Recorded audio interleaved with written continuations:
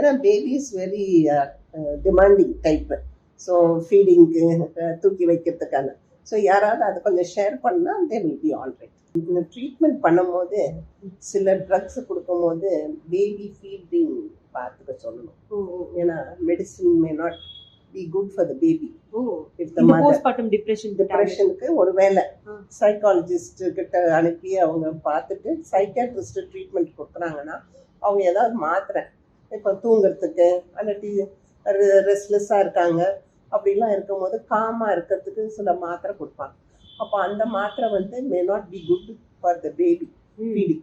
So அப்போ நம்ம சொல்லணும் இந்த மாதிரி இந்த 3-4 days ஆர் 1 week மாத்திரை எடுக்கிறதால பேபிக்கு ஃபீடிங் அப்படின்ட்டு we should advise them. அப்படி இல்லை டாக்டர், இப்போ வந்து இந்த போஸ்ட்மார்ட்டம் டிப்ரெஷன் வந்தவங்க எப்படி எல்லாம் பிஹேவ் பண்ணுவாங்க, எப்படி நம்ம கண்டுபிடிக்கிறது?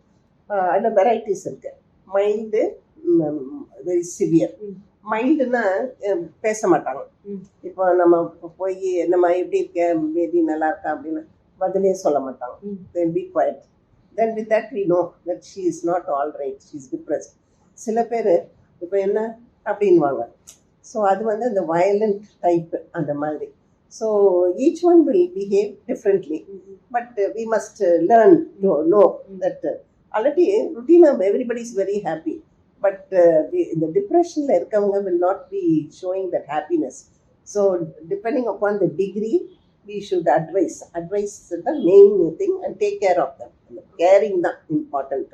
பட் வந்து ஒரு போஸ்ட்மார்ட்டம் டிப்ரெஷனுக்கு உள்ளான ஒரு பெண்ணுக்கு வந்து எவ்வளவு நாட்கள் இந்த டிப்ரெஷன் இருக்கும்? இல்லை, யூஸ்வலாக ஒரு 40 days 2 months வரைக்கும் இருக்கும், அவ்வளோதான். அதுக்கப்புறம் இருக்காது. But if they are continuing beyond 2 months அப்படின்னா தட் மீன்ஸ் அவங்க டிப்ரெசிவ் சைக்கோசிஸ் பேஷண்ட்.